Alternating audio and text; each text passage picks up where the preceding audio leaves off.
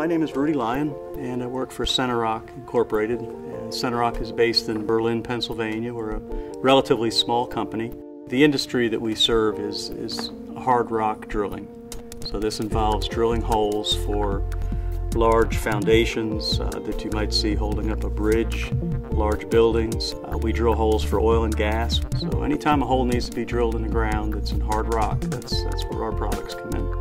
We began leveraging the power of SOLIDWORKS when I came on board in terms of trying to organize our models, have relational models that are scalable, and as a result we've been able to probably quadruple the size of our product portfolio.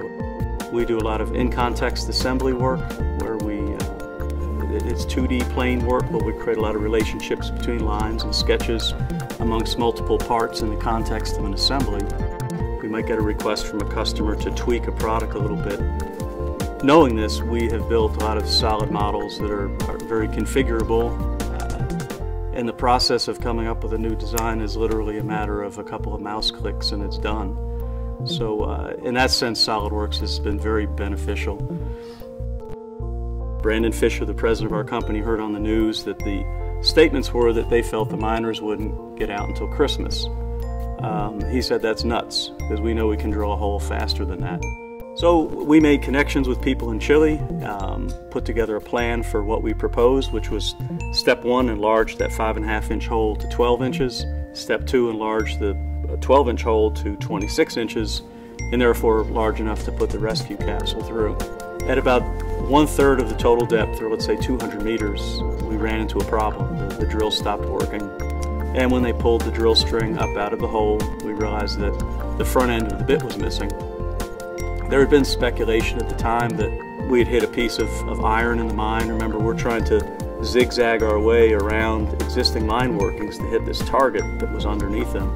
Not being convinced that that was the case, we started with a fairly in-depth analysis of the bit just to make sure that our stress levels were acceptable.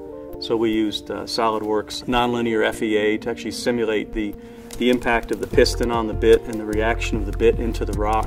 And we satisfied ourselves that there wasn't an inherent problem there.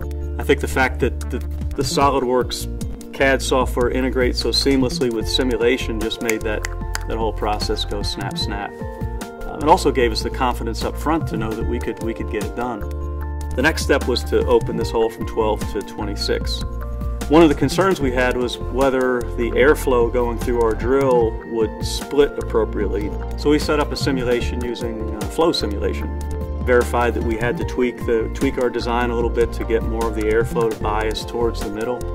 Both of those are examples of how SOLIDWORKS was used to perhaps increase the chances of us having a successful rescue of the miners. From a business standpoint, I think I've created a lot of technology for the drilling industry that has made people money, maybe made their livelihoods better. In some cases, in extreme, saved lives.